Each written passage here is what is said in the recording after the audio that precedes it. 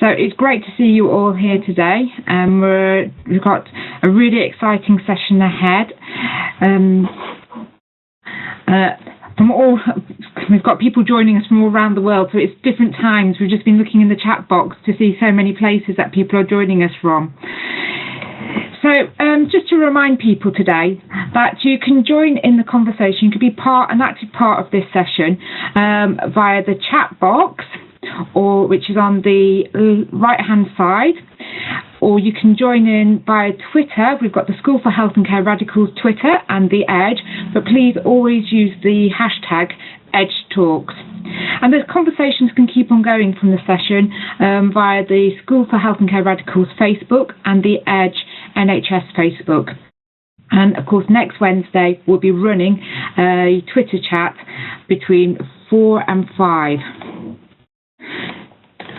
So today we are very excited to have Celine Schilinger joining us today, and she'll be the lead presenter, and we'll be having our Twitter monitor will be Janet and chat room monitor Dom, and this is going to be such an exciting session, and we've had a little sneak of the slides this morning, and it's going to be one that you'll be reflecting on for a long time, I'm sure, with lots of information.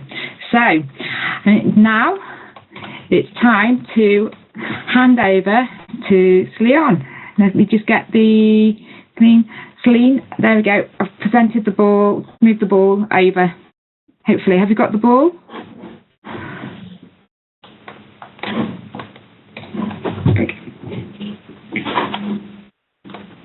Great. Thank you very much. Well, hello, everyone. I'm so excited to be here. I woke up at 3:30 a.m. and it wasn't even difficult because I am thrilled to join you for this session talking about a very important topic, which is power. And it's a topic that's important to all change makers. And I believe you are. If you're here in this session, it's because you're interested in making change. So who are we? I'm not alone because I believe in the power of collaboration. And I've invited my friends and inspirations, Jackie and Russell, to join me in this webinar. So let me introduce myself, and then Jackie and Russell can say who they are. I'm working at a vaccine company, which headquarters in France, but I'm located in the US. I'm in charge of innovation and engagement for quality. That is, I'm helping the company improve the quality of its manufacturing and helping all people involved in manufacturing do a better job by changing the way people work. And this is something that I've been doing for the last year also, inspired by former change initiatives that I may talk about later in the presentation. Jackie? Good morning, everyone. And Celine said that it was very easy for her to get up this morning. I got up at 1:30, and I've got to say it wasn't that easy. But good morning or good evening to everyone. I'm delighted to be joining you today. So I'm Jackie Lynton. I'm Head of Transformation for the NHS Horizons team in the UK. I'm actually in California at the moment, but I couldn't miss this today. And the Horizons team is a team that's really working on the edge, where we work in collaboration with lots of change agents right across the world, Celine and Russell being two of those people. And you'll hear a little bit more about the Horizons team and the work that it's doing a little bit later. So I'll hand you over to Russell. Excellent. Thank you so much. Hi, good morning, everybody. Russell Raath here, and I too am thrilled to be with you. I'm calling from the East Coast of the US, so I think we've pretty much got all continents, or at least a ton of continents covered. Out of 7, we've probably got a good representation. I'm with Kotter International. I've been with Kotter for quite some time, and have had a career in consulting as well as operations, both trying to support and inspire change from the outside in, as well as doing it from the inside out. and have been doing some work with Jackie and Celine, and just thrilled to be able to join this conversation this morning. There's nothing more important to me than the impact that we can have on people and lives and organizations, and doing that in a smart way that is sustainable. So thrilled to be here, and excited about the conversation we'll be able to have today. Thank you so much for being part of this webinar. I think the diversity of our experiences and viewpoints is what makes it rich and interesting for people. So I'll start with a first section that will reflect on the change in power. New power, old power, what's the difference? And why is it important? It's because for quite some time, for most of my career, I have thought that I didn't have the power to make things change. I saw things that I didn't like and that I thought could be better, but I felt, well, what can I do? I'm just an employee or someone in the organization, but not at the top. I'm not an executive. I'm not a vice president. I'm not whatever. And that was before I understand new power. And since I've understood it, my life has changed. And I've been able to impact change way more broadly than what I could do before. So let's start with studying old power. And I think everybody kind of feels what it is, but it's interesting to stop for a minute on really understanding the difference. So power is the ability to direct or prevent the current or future actions of other groups and individuals. It's a constant dynamics in human life. It's not going away. But what we call old power is something that kind of comes from somewhere that is above you. Sometimes it's pretty absolute. Those in power may rule other person's lives and dictate their fate. Another definition of power that I found is the ability of different players to affect the outcome of a bargaining situation. So in this case, the gladiator has very, very little power. It may be people, but it may be also institutions, the church, or religion as a moral code, patriarchy as a social construct. They are all powerful sources of dominance from the top. The army, of course, those famous people embody the idea that of somehow old power that is scary and threatening, power that is expressed through violence, force, coercion. But old power is not necessarily wrong. It may be also a benevolent power. And it's the government, for example, that builds roads and hospitals. It's the Queen. I wanted to find a way to put the Queen in my presentation, and more. I love this picture. Renamed. So here should have been a picture of Jack Welch. Just imagine him. So renamed leadership. Old power is the power of a great man, who leads a company to success. Business reviews are absolutely fond of alpha males, and unfortunately, that makes people believe that assertiveness equals competence, and that's why it's really difficult for people who are not so assertive to rise to the top. I'm thinking of women or introverts, or anyway. But sometimes the old power is less personified, but still very, very tangible. It's the power of money, for example, the power of big corporations. We feel that in the business world, in the political world. One thing for sure is that in the 20th century, power has become synonymous to big. Big in the sense of centralized, hierarchical organizations.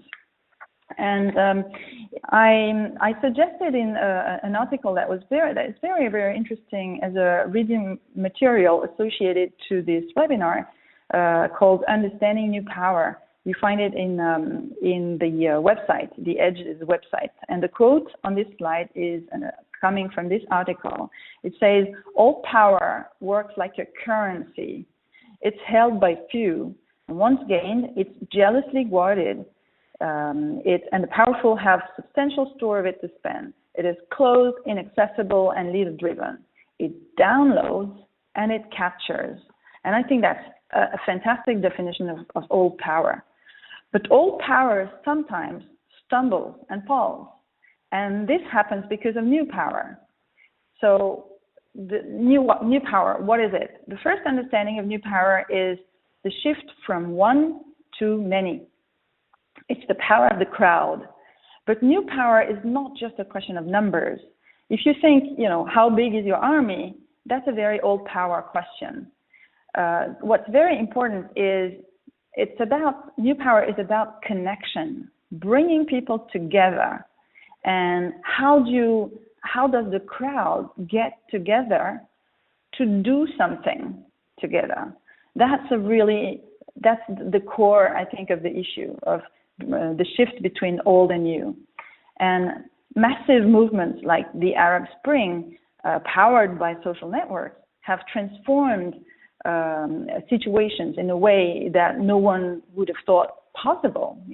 Activist movements such as Occupy or consumer movements, ecologist movements, leverage this power from the crowd, as does Wikipedia, which is knowledge built by the crowd instead of a few experts.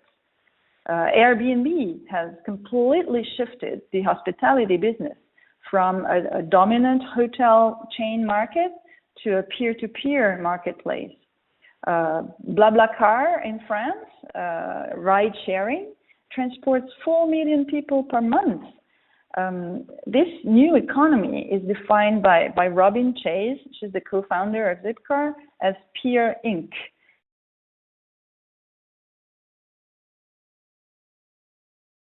Which is the greater value nowadays of more networked minds as opposed to fewer proprietary minds. Connection creates value, not possession. And the shift from the shift that technology has made possible is shaking the political world, the business world, absolutely everything. Leaders that we thought were here forever are now gone. Think political leaders, think business leaders, corporations.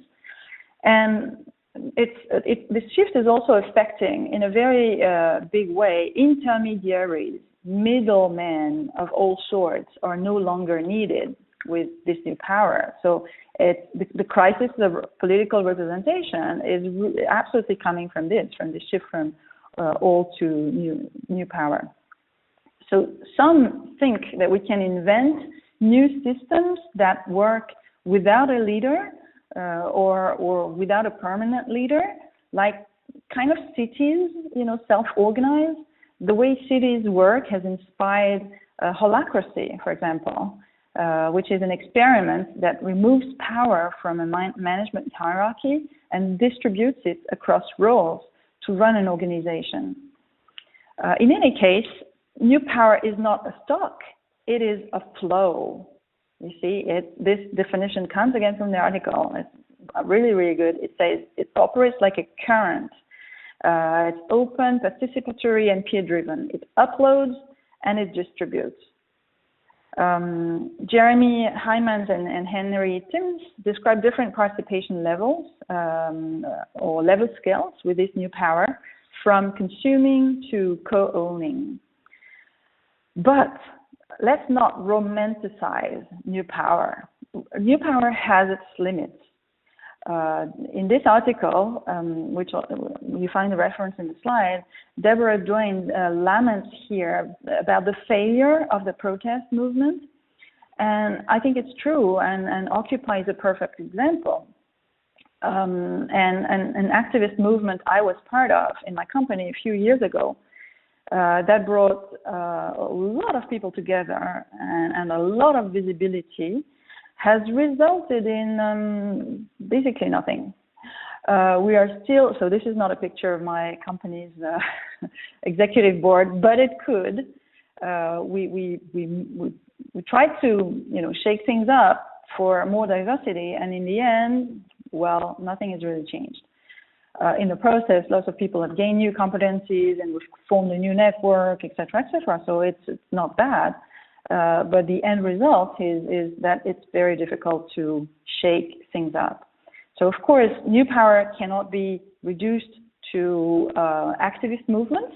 New power is also very much a question of individual mindset. However, this path here, this movement and how it resulted in so few results, bring a very interesting question in my mind. That is, why is that? Why did it happen? Is it because, has the organization not built on this movement because it didn't understand it? Because the organization was only old power savvy and not equipped with new power? So how can we build leaders that understand and leverage this new power?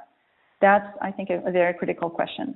And I'm going to handle the ball now to my friend, Russell, who will talk about it.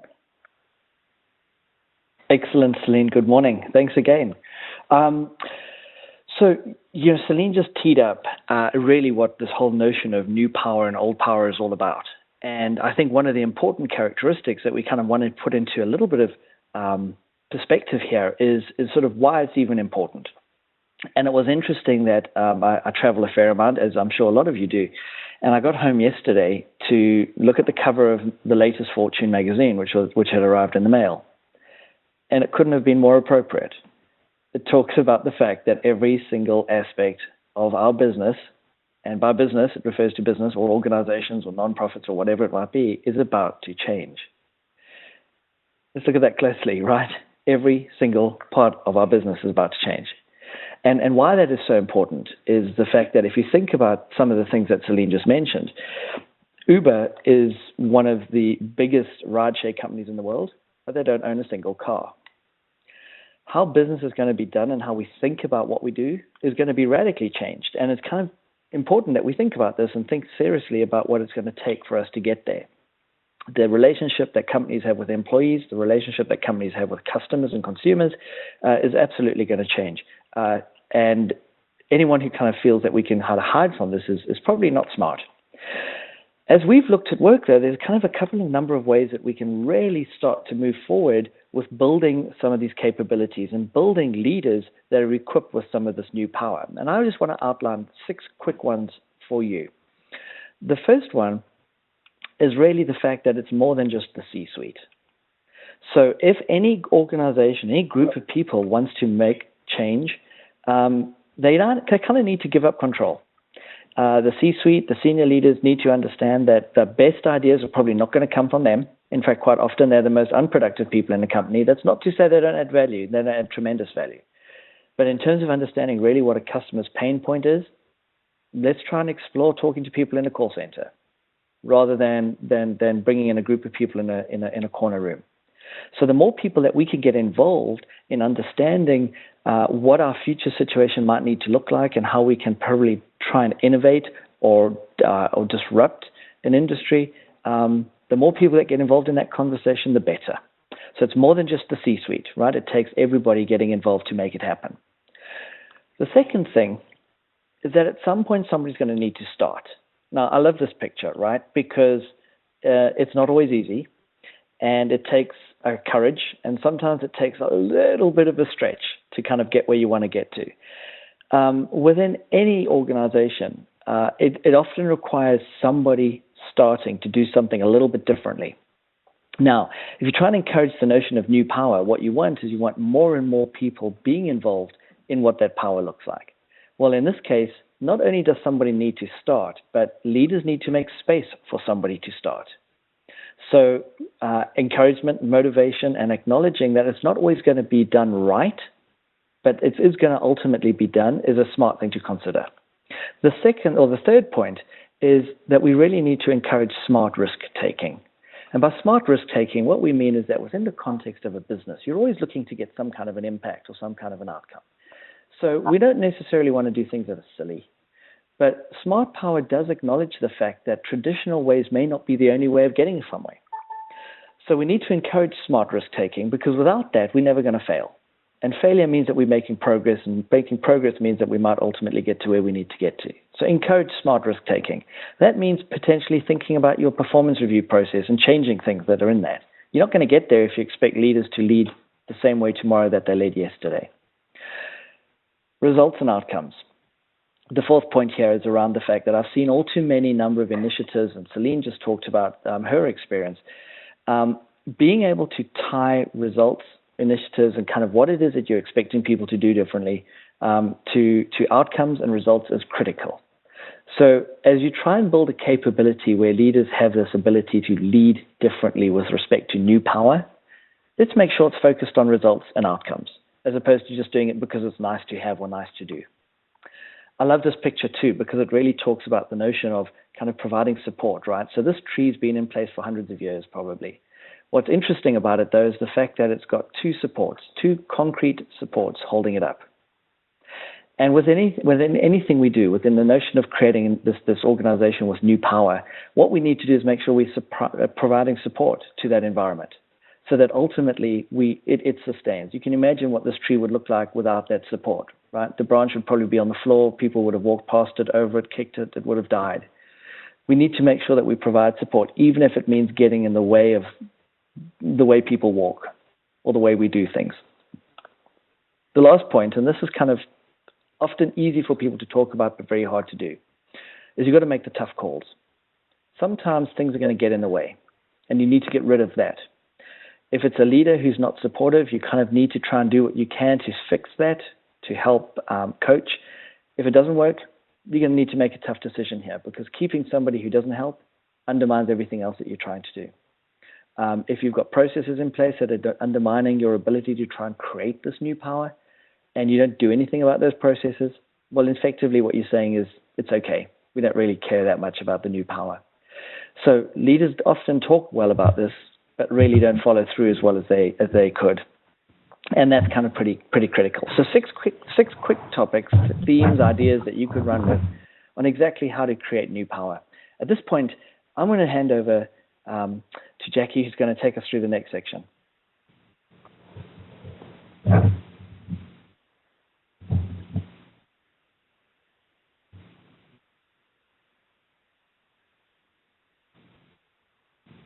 Jackie, you should be good to go. I am. Thank you. Thank you, Russell. So I'm going to talk about some think it's cheerleading. And first of all, I just want to explain the title that I've chosen for today. And you'll see on this slide, the NHS is a really complex system. We're the 5th largest organisation in the world, and which other nation celebrates its NHS at their Olympic Games? You know, the NHS is a national treasure. It's the nearest thing that British people have to religion. And this slide became part of our Change Day sort of celebration and initiative that we had that started in 2013. So the story behind my title is that Change Day was a grassroots movement, and we had the audacity to think, a group of people came together and had the audacity to think that they could mobilize 1.7 million people and beyond who are part of the NHS. And as I said, Change Day is a grassroots movement where people pledge to do something better together, and we use this slide to kind of personify this coming together where thousands of people took part. And it was a massive kind of collective action where people were pledging to improve patient care. And I think it really personified the new power that Celine and Russell were talking about. But during the first year, before it took off, and it was a bit scary, when you wonder to yourself, are people really going to take part? A very senior leader said to me, "This is just cheerleading." And I was really struck by that. Because at the time, to be honest, the NHS probably needed a bit of cheerleading. And so for me, what it said and the way in which it was said was that this was somebody who was holding on to old power, the old power that Celine kind of described right at the beginning. And to be fair to this leader, they did come back to me after the first year when Change Day was successful, and they actually said that they were wrong. But more importantly, what they really recognised was that it was about cheerleading, but it was also about embracing that new power. So you can imagine that we had a really great conversation. So I think the reality of this next slide is that what leaders care about and typically base at least 80% of their messages on does not actually tap into roughly 80% of the workforce primary motivators for putting extra energy into the change program. And we know that, and there's lots of evidence to say that change programs often run out of energy. So I think there is a mismatch, or they are poles apart in terms of what a leader cares about and what your employees or your grassroots staff care about.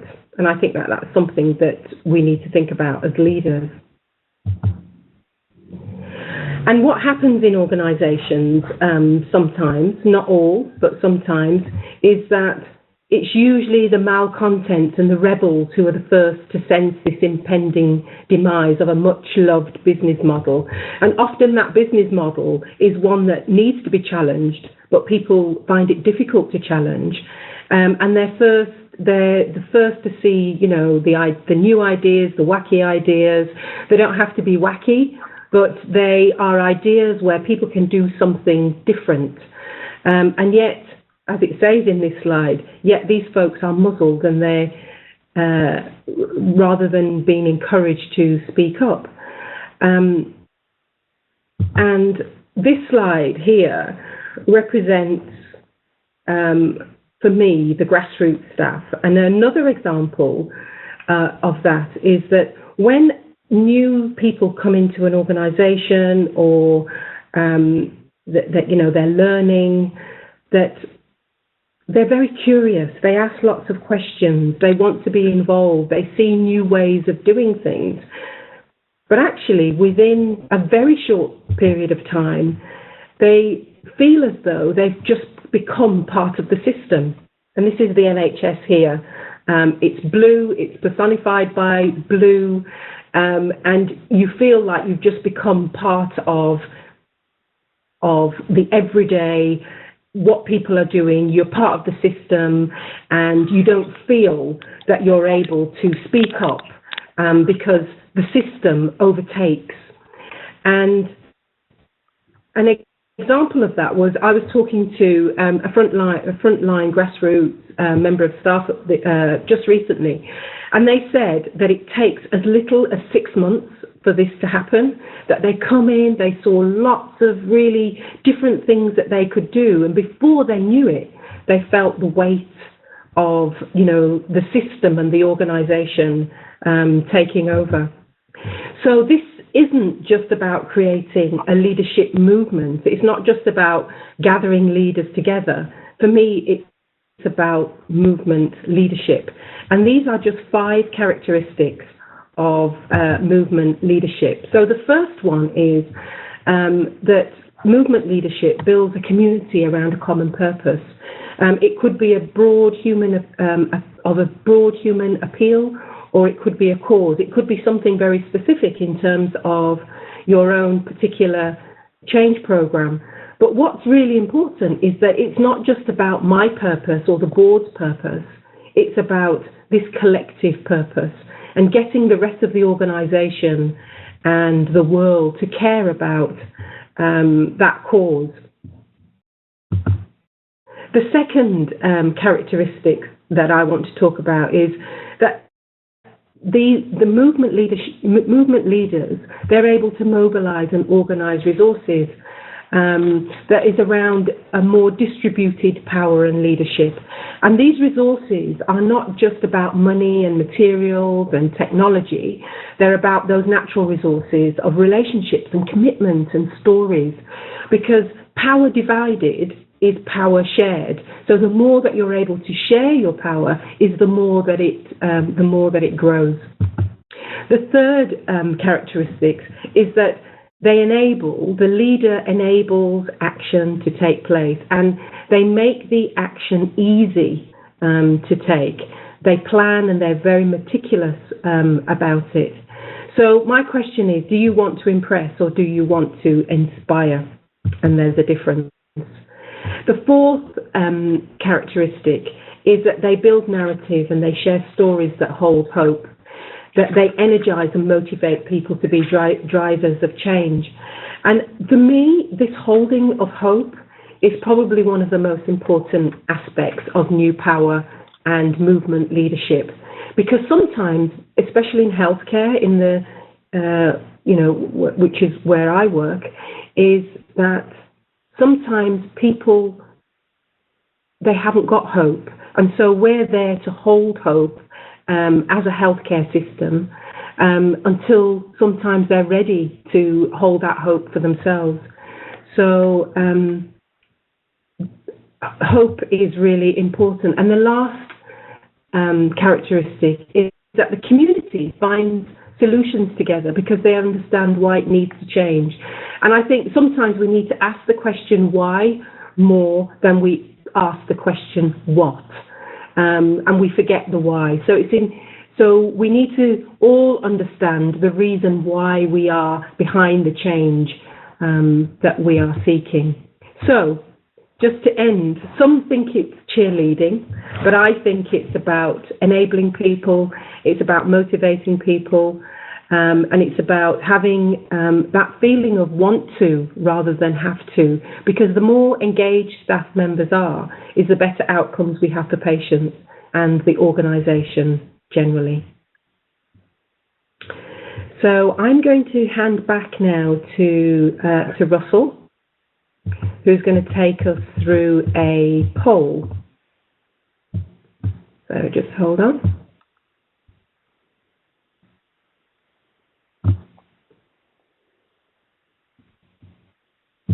There you go. Over to you, Russell. Excellent. Okay, so we've heard a little bit about this notion of new power. We just heard exactly what Jackie was talking about. And the question that we have now is we kind of want to get your perspective. Is if you have a look at the and I may need some help here in terms of just setting up the poll in a second as we get there, but I think we'll get it right. If you see on the screen in front of you, there's the Harvard Business Review article, which kind of was included as some of the pre-reading. It doesn't matter if you haven't read it. On the left-hand side in blue are some of the characteristics or attributes of sort of an old power value organization. There's 5 of them, and they are then juxtaposed against on a continuum of new power values. So what I'd like you to do is just take 30 seconds or so and have a quick read through these.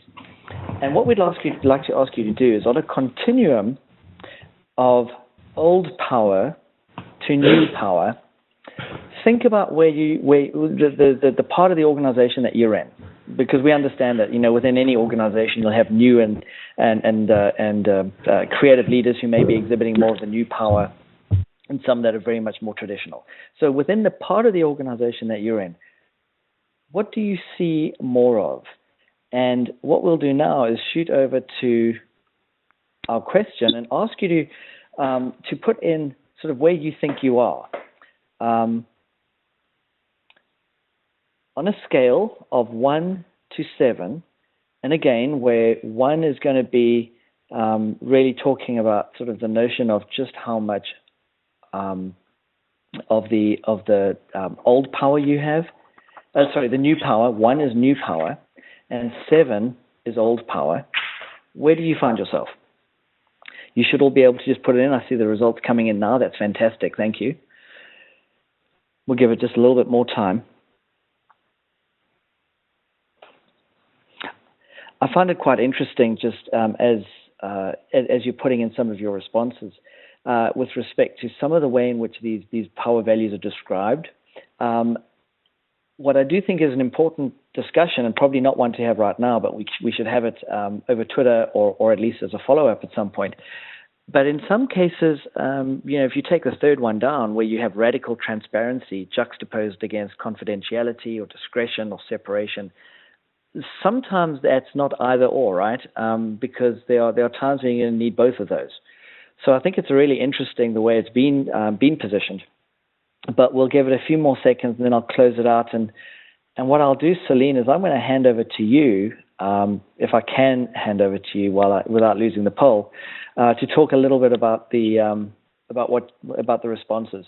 Right, I'm going to close this now. And Webex is giving us a little bit more time to actually close it out. What I will do in the interim is start to make some observations, and it would seem pretty... well, hold on, let's just wait, because they're all going to be in a minute. Okay, so I think that's what I do now, and I hit that button, and you should all see exactly where we are. There we go. So in terms of responses, it seems like, remembering that on our scale, we were talking about 1 being new power and 7 being old power. Celine, what do you make of that?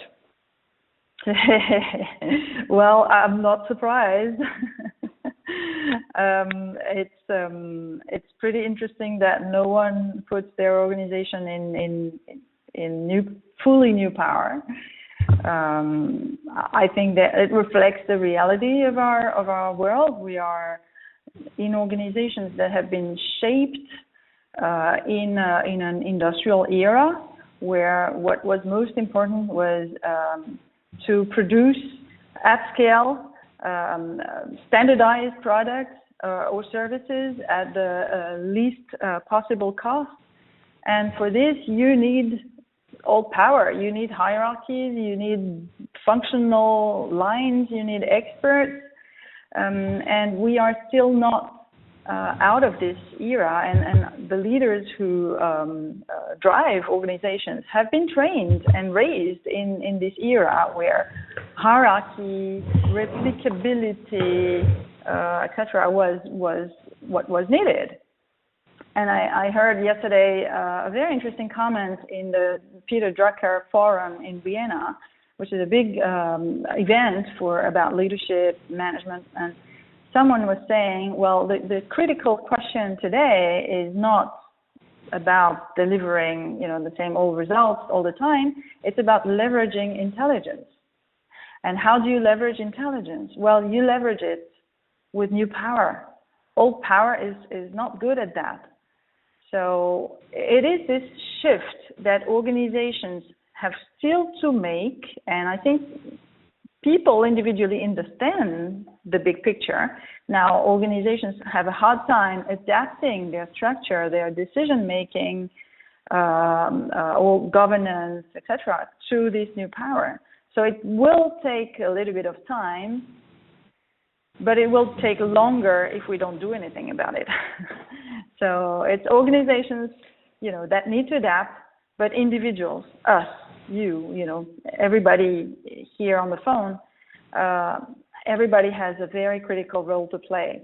Because here again, we all, kind of agree on the big picture. Yes, we need more participatory, more networked organizations, etc. We all agree about the 10-year objective.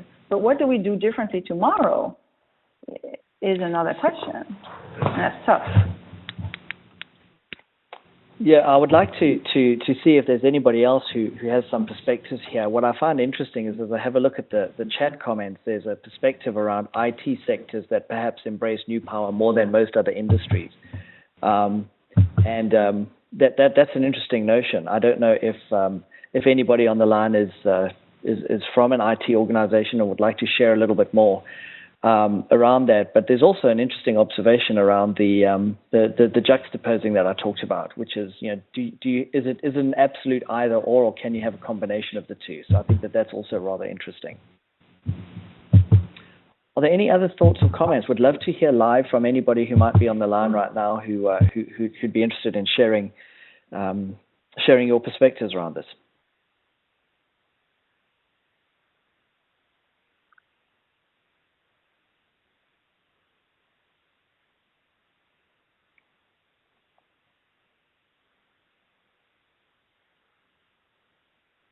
And I'm just having a look at the chat window to see if there's any conversations coming in.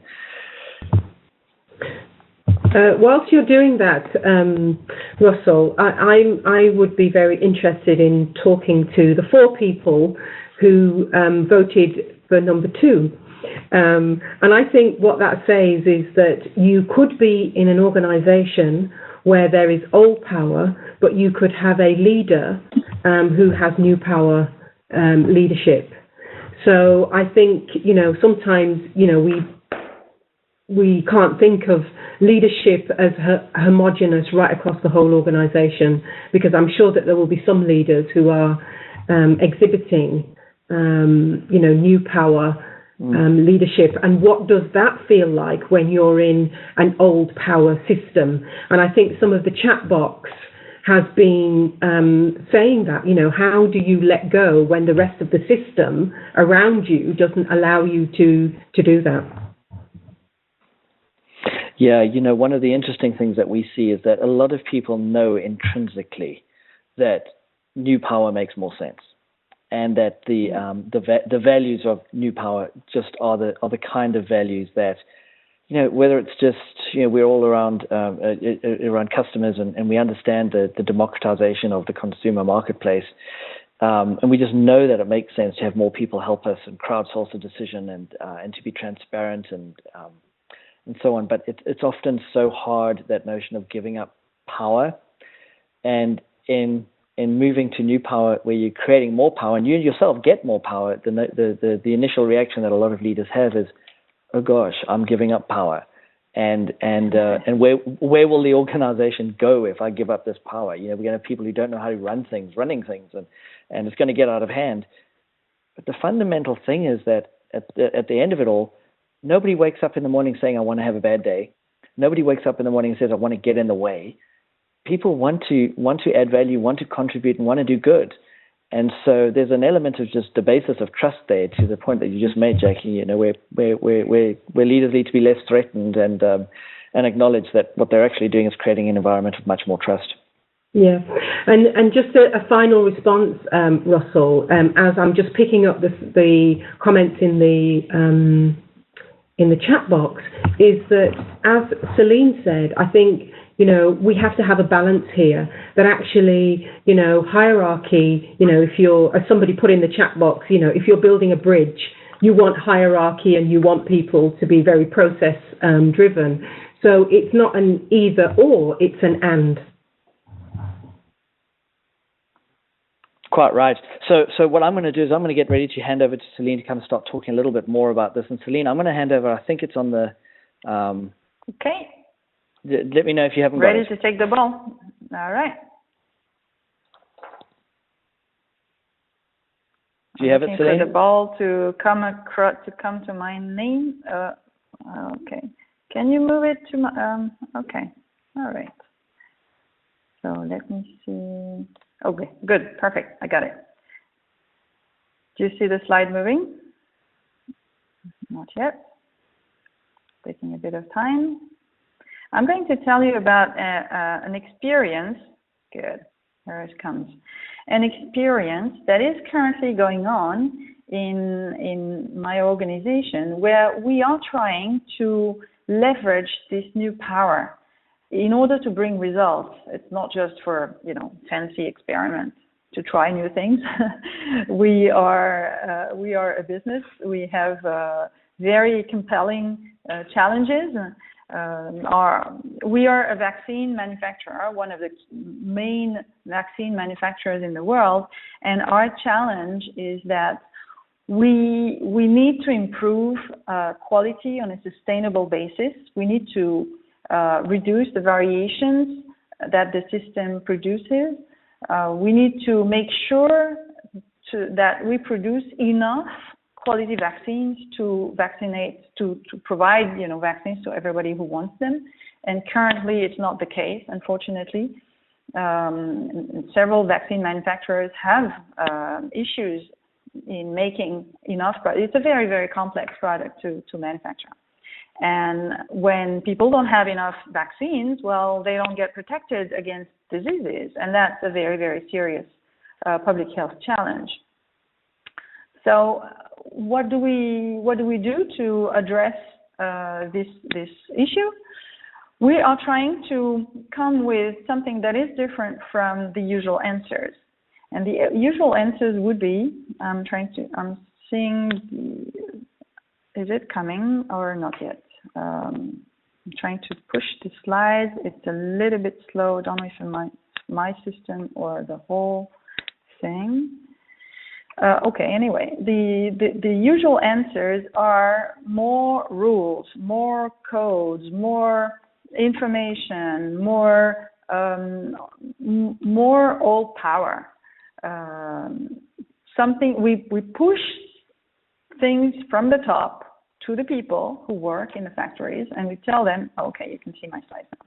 So these are the rules. These are people, telling what other people have to do, or project management handled by a few people, always same kind of people, and in a very rational, linear kind of way, where those who know at the top tell those who don't know at the bottom what they should do in order to reach the target. Or we can send the quality police. All our quality officers look like that, So this is very much all power, all right? The power of coercion, the power, but we don't even realize it's all power. It's just the normal, organizations work like that. People, if organizations think that we need to improve something, well, we will tell people to improve that something. And the change initiatives are something that make me cry usually, because change management is really a pretty how can I say? It is a very traditional. There's a very traditional approach to change. It sounds funny to put traditional and change in the same sentence. But it is what happens in companies currently. Very often, change management is seen as a rational process. It is handled by the top, and it is imposed to others. We will change what other people are doing, and what we're trying to do is something very different. Different from here again. My slide is not coming up quickly. All right. Hey, little system, wake up. It's early in Boston, so maybe my computer is still sleeping. Can you move to the next slide for me, please, Jennifer?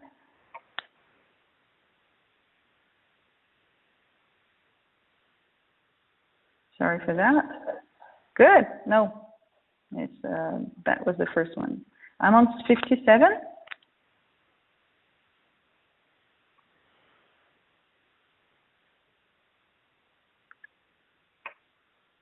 It's gonna come. Just two more words, exactly. Two more words about traditional change process. So change, as it is understood by organization, is a mental process through which people go. So at first they don't like change, but with time they'll get over it and they'll adopt whatever we want to give them, And there's a lot of it's a mechanistic approach to change, and we put various ingredients and it will necessarily produce results, and if it doesn't, well, we add more communication to it. And I think it's wrong. It's the wrong approach. So next slide, please. right? So this is exactly the recipe for failure. And it makes me cry to see how many leaders are still mistaken about change and still do this very thing.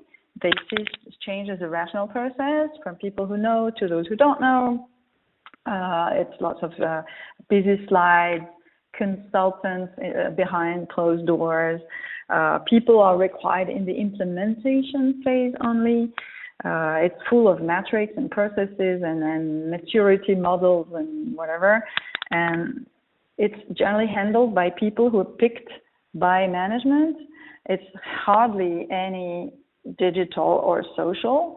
And there's little diversity. And it's generally patronizing and explanatory. That's how change is often done. Not all the time, but very, very often. I would say 90% of the time. Next slide, please. So what we do here at Sanofi Pasteur, we've tried a new experiment where we've launched a movement for change. We try to have people come together around something that speaks to their guts, not just to their head, and that creates a movement, a global, general movement for change. So next slide, please. Try to move at the same time, but my computer is kind of not always responding. So it's about, instead of having a mechanistic approach, a mechanistic approach is adapted to a robot environment, to machines. But we are not machines. We are human beings.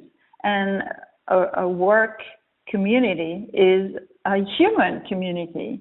So we have to adapt the way we make change to the fact that we are in a living system. So, and there was a very interesting post published a few days ago by Helen Bevan that inspired me a lot about this. So we have this ecosystem instead. It's a quality ecosystem that we are pushing with lots of elements, lots of pieces that nurture this environment. You see, we have a common purpose. Common purpose is something that's super important to foster any movement. You don't foster a movement around quality improvement, all right? It has to be much more visceral than that. We create a sense of urgency. We're using the Kotter model for change that you will hear about more in detail in a few minutes with Russell. The concept of a dual organization, more leadership by more people. We're using social media a lot, communities of practice, massive volunteerism. And this is powered, this quality ecosystem is powered, next slide please, by a social movement. It's a social movement for change. This is what we're trying to do. And this is really applying new power to a business performance issue. It is super interesting because the result is not just this business performance we're trying to see, but it's also changing lives of people. People are, for the first time almost, invited to contribute with their heart and energy and freedom of thought, and what makes them human is what we want as a fuel for this change. Next slide, please. So we've teamed up with Kotter International, founded by the very famous John Kotter. So I was very, very happy to have this opportunity to work with John. And Russell is one of the leading consultants in this company, and we have so we are applying some of the most famous concepts developed by John, and which have been very popular in business reviews and books, which are the 8-step for change and the dual organization. So we'll tell you more about it. Next slide, please. A dual organization is an organization where you have, as Jackie said earlier, it's not hierarchy or network, it's hierarchy and network. But a network that is not completely separated from the traditional organization. The separation is what you see in models that have the sandbox, like the innovation department, for example, which is outside of the normal organization. And whenever they bring back good ideas to the organization, those ideas are killed instantly. The antibodies of the system, wake up and kill the innovative ideas.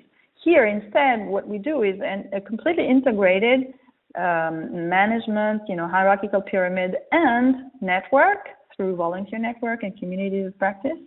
And this integration brings the benefits of having a very solid and reliable structure, and the benefits of having speed, agility, and a lot of engagement and adoption, because people are co-creators of change. Next slide, please. So we're combining enablement and motivation through a cross-function, cross-site social movement approach, where we provide opportunities. It's not teaching people, but we provide opportunities, real-life opportunities to increase leadership and technical skills. We use digital collaboration a lot. As you've seen in political, activist movements, Facebook or Twitter have been key enablers.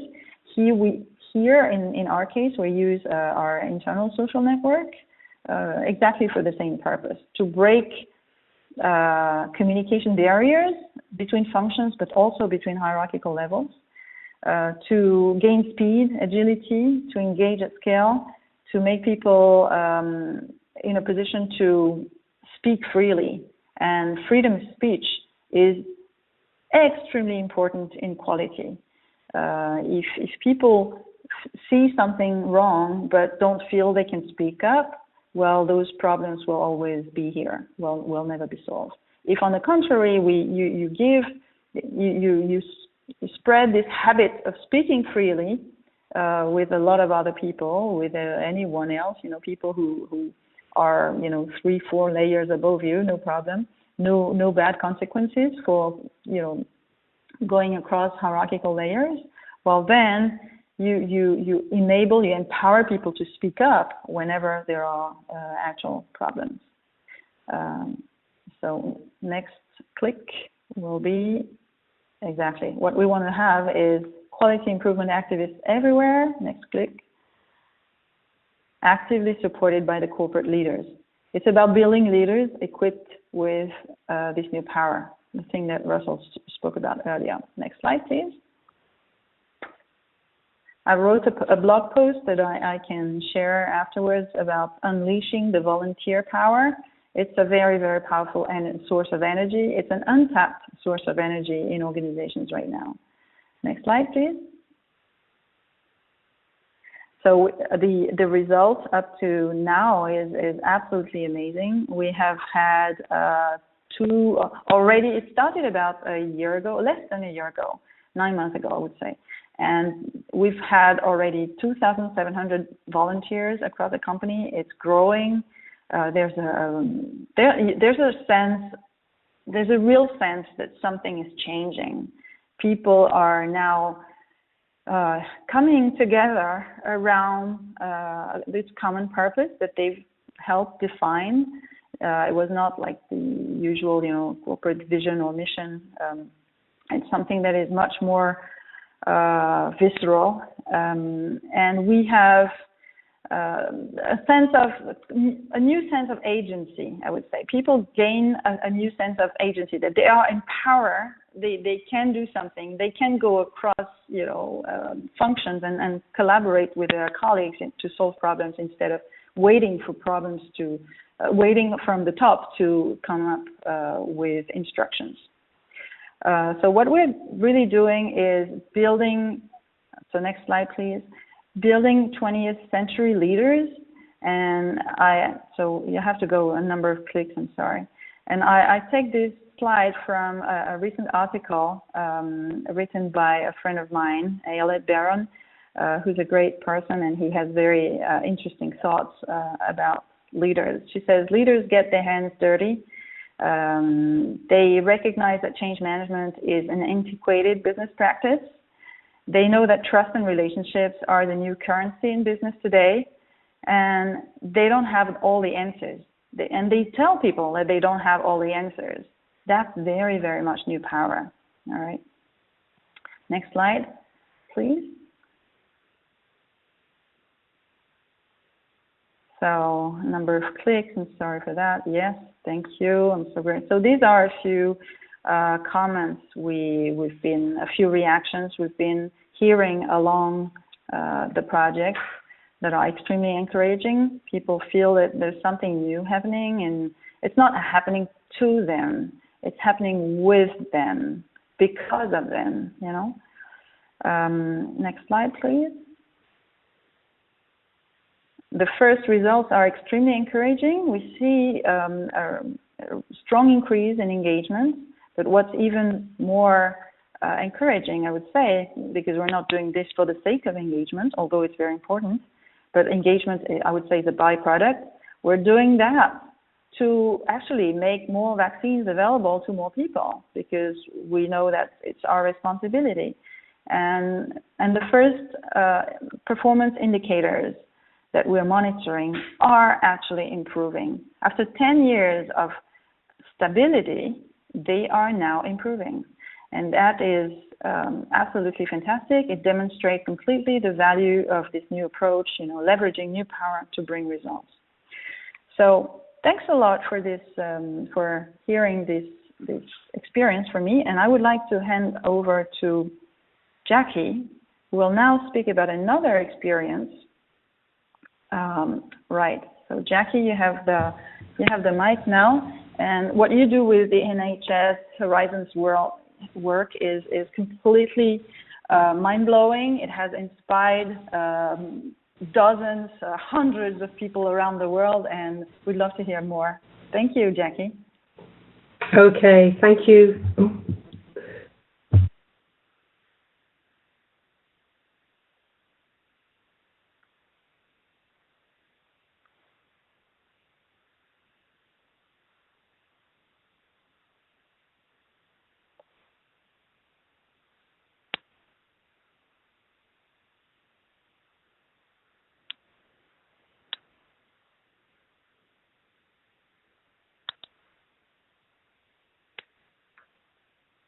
Jackie, we're not hearing you. I'm not sure if you've muted yourself or not. Okay, I was talking to myself. Good. Okay. I was talking away to myself. So just to say thanks, Celine, and thanks for the introduction around the work of Horizons. And I'm just saying that I'm aware that there's many people who are on this WebEx who are either leading or, very instrumental in the work that we're going to talk about. And so I'd like to invite them to use the chat box to respond to some of that, because I'm also aware that, we need to give people time to ask questions and to interact with us as well, because we've done lots of talking so far. So I'm going to go through these at a pace and just mention them very, very briefly. But yes, as Celine said, I'm really proud to be part of the Horizons Group. It's a group, Horizons team. It's a group of people who are really working at the edge of new thinking, new practice. It's all about how we connect with each other, how we are relational, and we talk about less change programs, but more change platforms. So I'm really going to just talk about or mention just a few of the things that we've been doing that engages the change platform and new power thinking.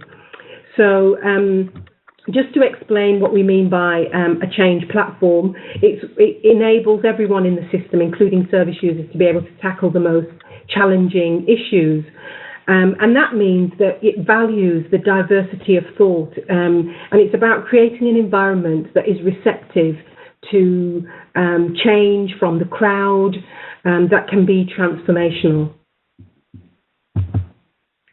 So the EDGE, which is the host that is presenting this WebEx, is absolutely central and key. It's a platform where change agents can come from all over the world. There's over 22,000 people who are registered and lots of people who engage in the EDGE, and it's a way of connecting. The EDGE Talks is what we're doing now. The School for Health and Care Radicals, I'm going to talk about, and the Transformathon and the Care Design I'm also going to talk about as well.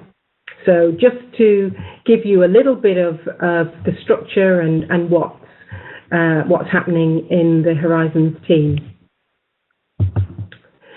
So the School for Health and Care Radicals is this massive open online course that has been going now for 2 years. There's over 6,500 people who have taken the course. There's hundreds of people who have been what we call certified, and the school is now running in over 40 countries. And the school is going to run again in February. February the 4th will be the next or the third school, so everybody is welcome to join that. And if you want to know more about that, you can go to the EDGE at the EDGE NHS, and you'll hear more about that. But this has really been an opportunity for change agents to really build their resilience in the whole change program, or as individual agents. And really this is about how we can work together in health and care to make care better. NHS Change Day, which I've mentioned already, was also a change platform as well, and you can listen out for more about Change Day in the coming weeks. The NHS Transformathon is something that we've built that came out of NHS Change Day. So we had a change-a-thon last year for Change Day, and now we're going to be having a Transformathon. And everybody wants the NHS to be great, and what we're trying to do is to ask the crowd, share and learn from each other, so that we can make the NHS better. So it's an online 24-hour platform that's going to be on the 27th of January, and we are going to be having some live hackathons, so some crowdsourcing around particular issues from different organisations. So if you want to join us for the Transformathon on the 27th of January, we would love to have you there. And the last one that I want to mention is the Care Design 2016, and this is a system that's redesigning principles for care models, and the platform is there to help us to capture the redesigned principles for care. And we would really like you to join or to go on and to make a comment, to see what's going on there, to get involved, getting engaged in redesigning the principles for care.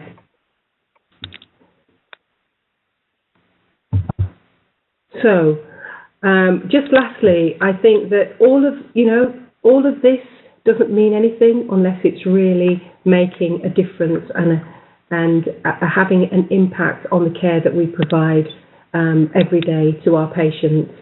So thank you very much, and I'm going to hand you over now to Russell again. Thanks so much, Jackie. Appreciate that.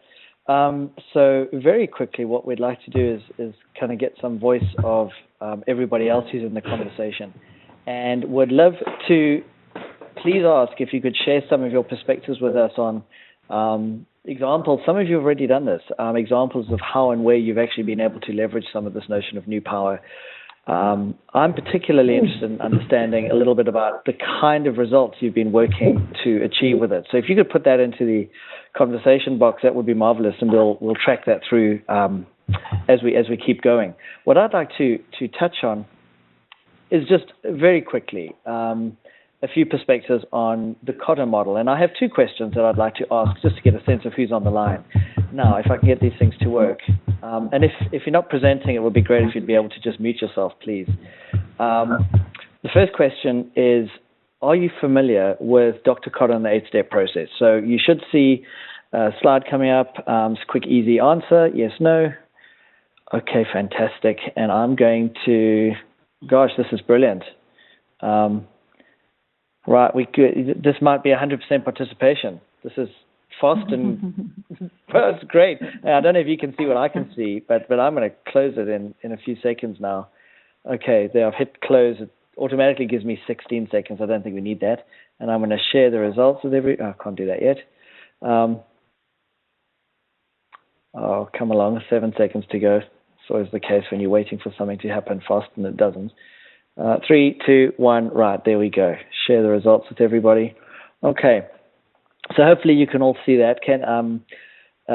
Great familiarity with Dr. Kotter and the 8-step process, approximately half of you, so that helps me.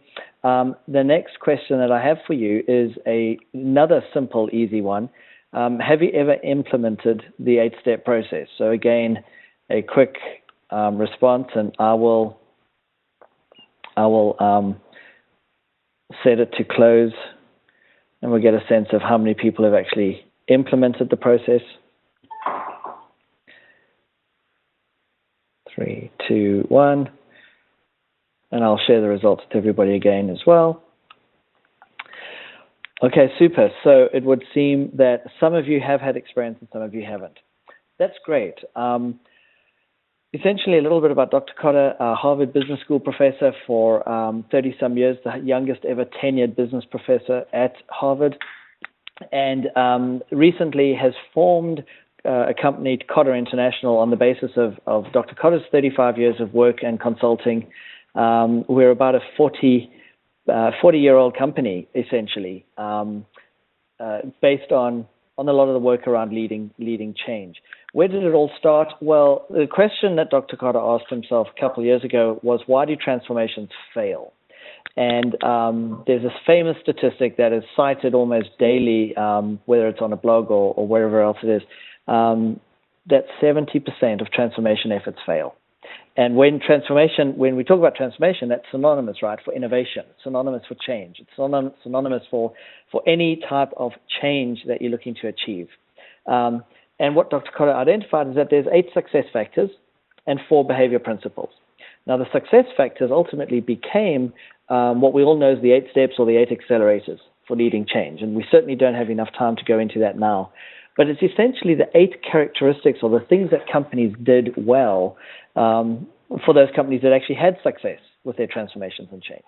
So there is a little bit of a rule guide here. There's a book that kind of can give you an indication of what are the things that you should do and the things that you shouldn't do. Of course, it seems quite simple, but there's a lot more detail behind it. Coupled with that are 4 behavior principles. And the first one is this notion of head and heart. Now, if I ask the question, what is one of the busiest industries in January, I'm sure I'd get lots of different responses. And some of you might say gyms and health club memberships. And it's true, right? Everyone makes a resolution that I'm going to get better, I'm going to get fit, I'm going to lose weight. But it's often only until somebody has something happen to them. And you can see this is obviously somebody who's experiencing perhaps some sort of heart attack or something. But when they have something happening to them or someone close to them, that they take action. So on a head side, it's pretty rational. Yes, I need to lose weight, or yes, I need to be more healthy. But from a heart point of view, when it actually means something to you, it takes a little bit more sometimes to trigger. And what we talk about with respect to change and innovation and some of the work that we're talking about now is that you need both head and heart. It's very rational and logical, and nothing that leaders say often isn't. But how do people feel it? And that's the notion of this new power, right? Why did the Arab Spring happen? People felt that that the way those countries were being run was not right for a long time. But it took, and that was the head part, but it took the hard part to turn it into a movement. The second one is this notion of wanting to versus having to. And I don't know how many of you are familiar with the picture that I'm showing right now, but it's the color run. It's one of those movements that's taken running and made it something fun, where people, if you said to somebody, you need to go and run 5 miles or 5Ks, they're going to say, oh, really? But you turn it into something fun, and people want to do it. They go, they dance, they dress up, they have fun. It's more cool to go than it is not to go. And you want to make it more cool to be a part of it than not to be a part of it. So the focus on making this something people want to do versus something people have to do is key. We also talk about a select few versus a diverse many. Quite often when things are done, it's a small little group of people in the corner office, and then we expect to just drop that strategy in an organization, and everybody's going to go and do it because we're so smart and we kind of thought these things that make sense, right? Well, instead of doing that, why don't we just get more and more people involved? Let's get tons more people involved for more parts of the organization and let them own and build and create the strategy. So this notion of changing who's a part of it is key to that work. And the last one is the notion that you need management and you need leadership. For a long time, one has been vaulted above the other, and in both camps. There's people who said that leadership is more important. There's people who said that management is more important. Neither is. You need them both. And the point here is to emphasize the fact that in any well-functioning organization that leads to change, you're going to have both. Now, a lot of people have challenged the 8-step process and have challenged the behavior principles. And I just kind of want to do a quick little debunking on some of this because I think it's helpful. And these are some of the things that we hear. The first one is the myth, the model is outdated. Okay, really? Well, so here's the deal. Right? 40 years of applied research, some of the foremost thinking in the world on this particular topic, but it is complemented with ongoing field research that is being done. The work that we're doing at clients, both non-for-profits, for-profit organizations, multinational corporations around the world, the implementation validates and continues to refine not the 8-step idea, but certainly how those 8 steps are applied. And then absolutely how we incorporate complementary techniques. And anybody who's familiar with design thinking will know that it's one of the it's a critical way of thinking about problem solving. And we'd be foolish not to think about how we can leverage some of that. So the model certainly is not outdated, and how we keep it relevant and real, and how people who apply it, whether with us or on their own, absolutely is keeping it very much front and center. And it's still the leading success model for large-scale change. But here's the interesting myth number 2, that people say, well, it's only for small change. You can't handle big change. Well, you know what we find? You can do this with smaller teams and organizations. We've done it with teams as small as 5 or 7 people, right?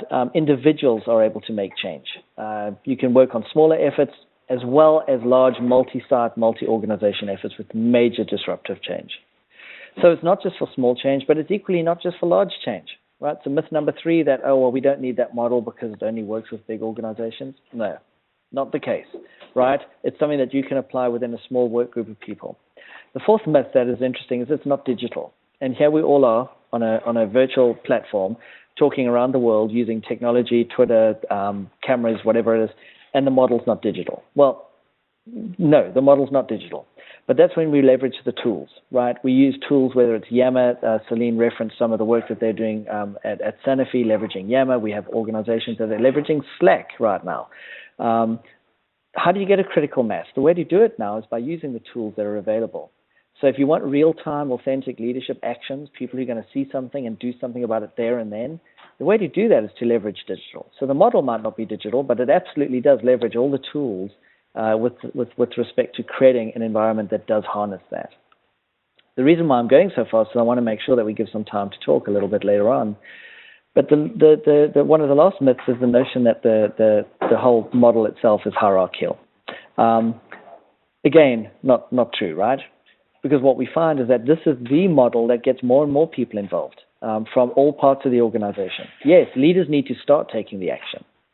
Somebody's got to create the environment to do that. But once that happens, stakeholders emerge from everywhere. And it's a clear you get to participate philosophy. So it does need leadership, but it absolutely isn't only about leadership. It's about everybody being able to be involved. The last part is that it's not radical enough, right? Now, this is a little bit of an interesting point because some people want really radical. Well, most organizations don't respond to really radical. However, what we do find is that this is the model in which more people than ever get to take part in something, that non-traditional leaders are encouraged to emerge and challenge the status quo and are invited to challenge the status quo. Ideas come from all sides. Change gets sustained, but lives, frankly, are changed. And if you think about that for a moment, that's quite a significant claim.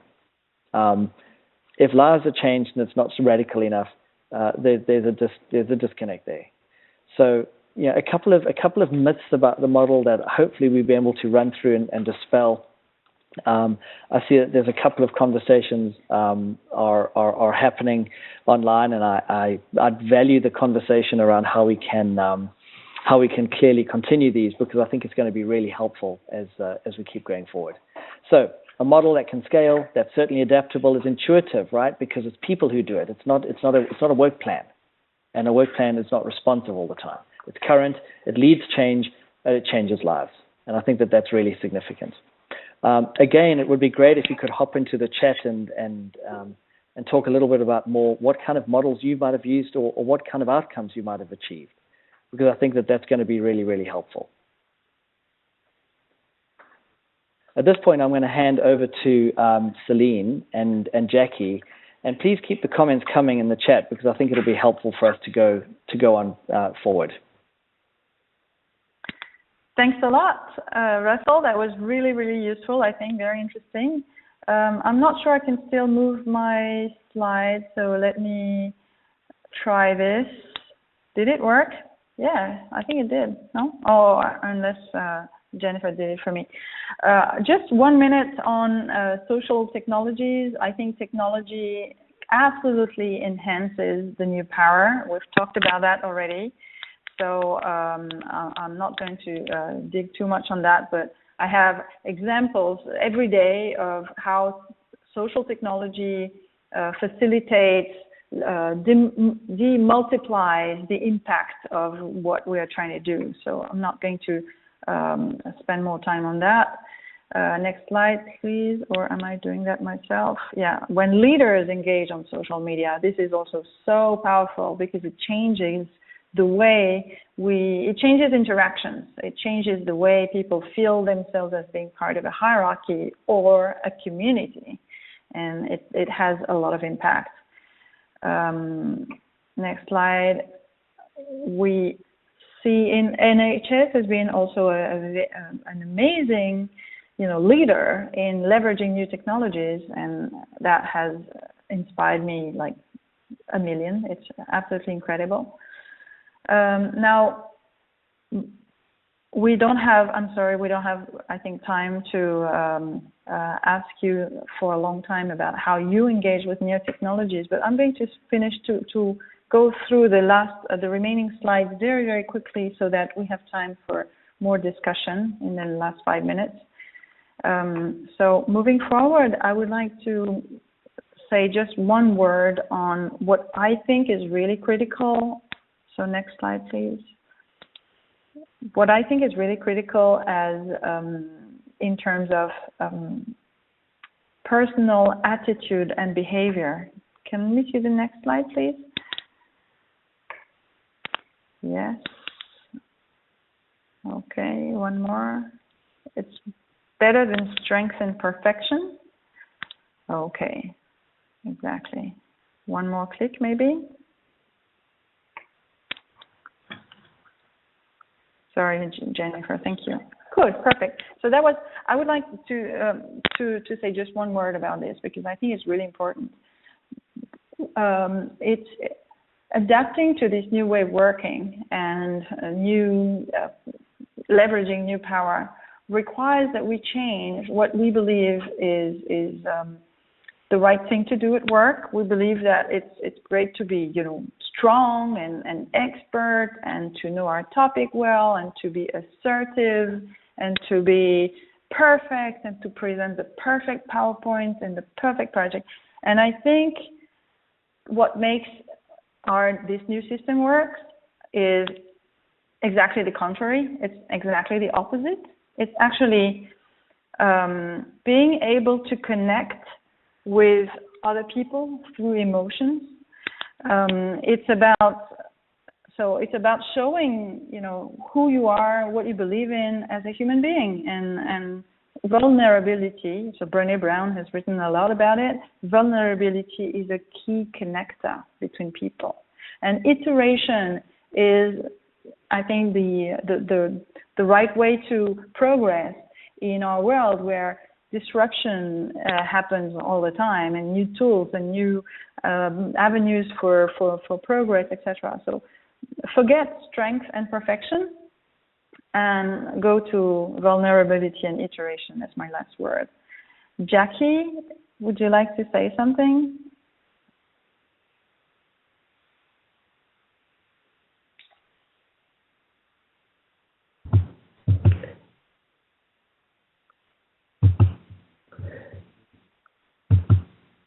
I'd just like to ask the question just in the last few moments is how do we shift this power from positional power to relational power? And I'd like to invite people to comment or we've only got 5 minutes left, but to say something about, how do we make that happen?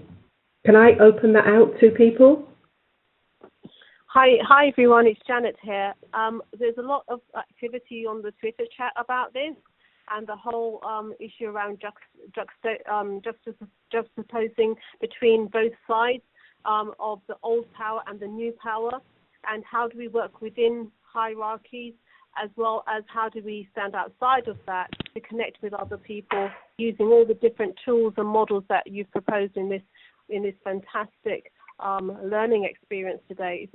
There's a lot of conversation around, this has been great in terms of giving us the tools and giving us the resources that we need to actually start to work differently and to be connectors and to show our vulnerability. So loving it on the Twitter at the moment, lots of activity going on. Thank you. So is there anybody who's got their hands up who wants to say anything? Jen, I can't see all the hands, but if you could unmute anybody who's got their hand up, who wants to say something? There isn't at the moment. Okay. But if anybody wants to raise their hand, I will unmute you. What you can do is there's a little hand symbol in the participants section, and if you want to say something, if you click on that button, then we'll be able to continue and we'll be able to hear from you.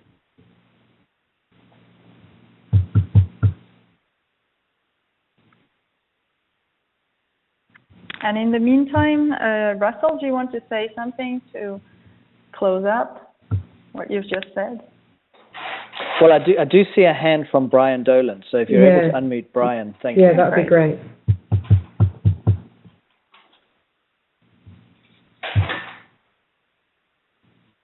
Brian, have we unmuted you? Hi, everybody. Unfortunately, we can't unmute Brian. I do apologise. Unfortunately, we can't get sound from him. I apologise for that. So, Brian, if you want to make your comment in the chat room, we can pick that up from there. If you move my slide on then for me while we're waiting then to see if anyone other hands come up, that'll be helpful, please. I don't think I can move it here.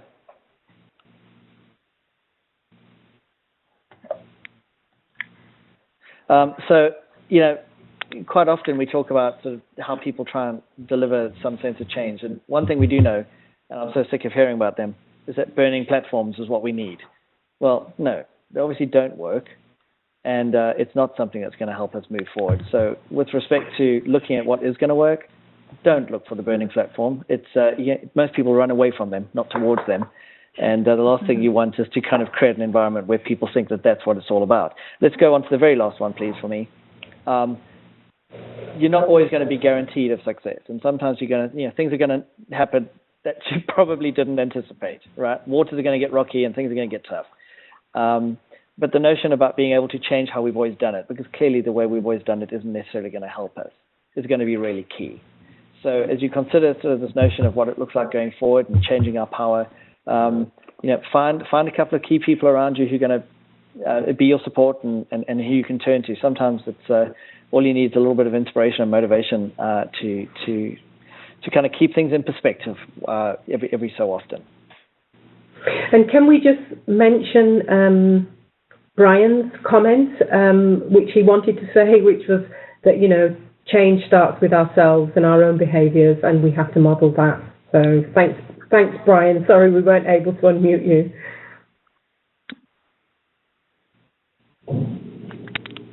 Yeah.